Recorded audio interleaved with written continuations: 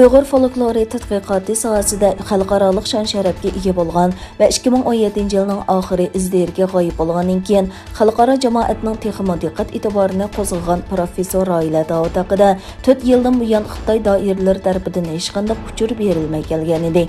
Erkin Osiyo radiosi muxbirining o'tgan hafta Xinjiang universitetiga qarata ilib borgan telefon ziyoratlari davomida uning kesilib bo'lganligi va navbatda turmada jazo muddatini o'tayotganligi, shundaqla bu to'g'riliq Xinjiang universitetida maxsus o'qitish qilinganligi oshkorlandi.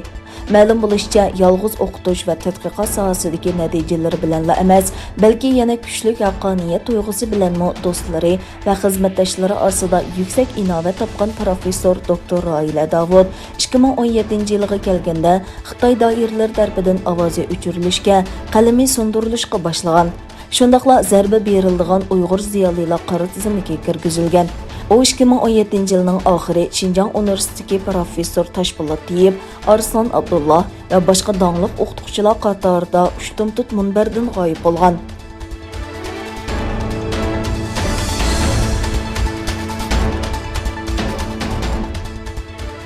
Fransiya Xalqaro radiosining xabarida bildirilishicha, 29-iyun Fransiyaning 50 ga yaqin parlament a'zosi birlikda qonun loyihasi sunib, parlamentning Xitoyning Sharqiy Turkistondagi Uyg'urlarga qaratgan bostirish qilmishlarini irqiy qirg'inchilik deb bekitishga chaqirgan.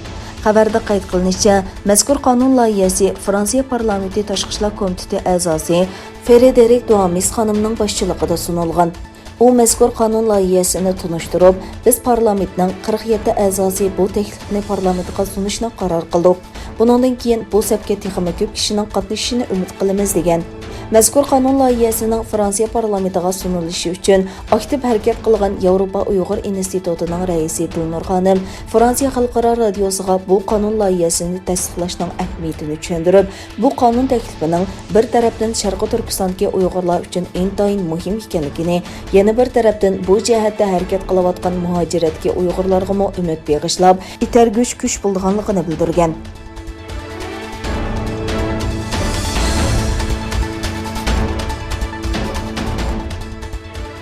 Pakistan sudi Xitoy ijtimoiy aloqa detali TikTokni 8-iyulgacha to'xtatishga buyurdi. Qarorda TikTokning islomning asosliq buyruqlari va Pokiston madaniyatiga hurmat qilmaganligi bildirildi. Pokistondagi yerlik taratqularning xabariga qaraganda, TikTok tarqatgan axloqsiz va shahvoniy mazmunlar sababidan ziyonkashlikka uchragan pokistonliklarning bu ijtimoiy taratqu detaliga qarata sungan arzi Sind yuqori sud mahkamasida sotlandi. Sotning qarorida TikTokning shahvoniy mazmun tarqatadigan hisobotlarning taqildiganligi to'g'risida bergan va'dasiga amal qilmaganligi ko'rsatildi. Bundan boshqa, sotning qarorida Pokiston telegraf idorasining TikTokni 8-iyuldagi kelar qitimliq isbot anglash yig'inigacha to'xtatadiganligini o'tirg'a qo'ydi.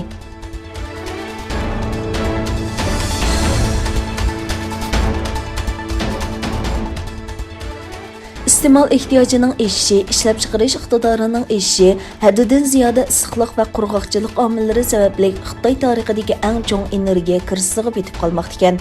MIPA xabarlarining bu vaqtdagi xabarda hozirga qadar dunyodagi eng chong iste'molchisi bo'lgan Xitoyning tarixdagi eng chong energiya kirisini boshdan kechirayotganligi o'tirg'a qo'yilgan. Xitoy tez sur'atda ishlayotgan tok ehtiyojini qondirish uchun har yili tok ishlab chiqarish miqdorini oshirishi kerak ekan. Xabarda aytilishicha, eksportining ko'p qismini tashkil qiladigan sanoat ishlab chiqarishining bu kriz sababidan buzilishini xohlamagan Xitoy hukumatı uylarga ta'minlangan tokda norma qo'yishga boshlagan.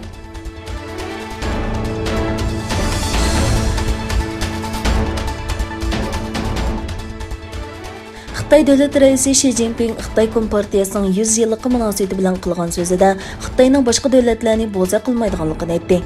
Xi Jinping Amerikani nishonlagan deb qaralgan so'zida hech kimning Xitoyga hukmronlik qilmasligi kerakligini ogohlantirib, qilganlarning peshini g'oyat zo'r po'lat tomga uradiganligini eskartdi. Xi Jinping poytaxt Beyjingning Tiananmen maydonida bir soat so'z qilib, Kompartiyaning zamonaviy Xitoyda o'ynagan rolini ta'kidladi va buning davlatning taraqqiyot hikoyasining markazi ekanligini, xalqni partiyadan ayirishga urinishning mag'lub bo'ladiganligini eskartdi. Tabriklash faoliyatining bir qismi sifatida urush aeroplanlari ulgi ko'rsatish uchishi qilgan va to'p o'q etilgan.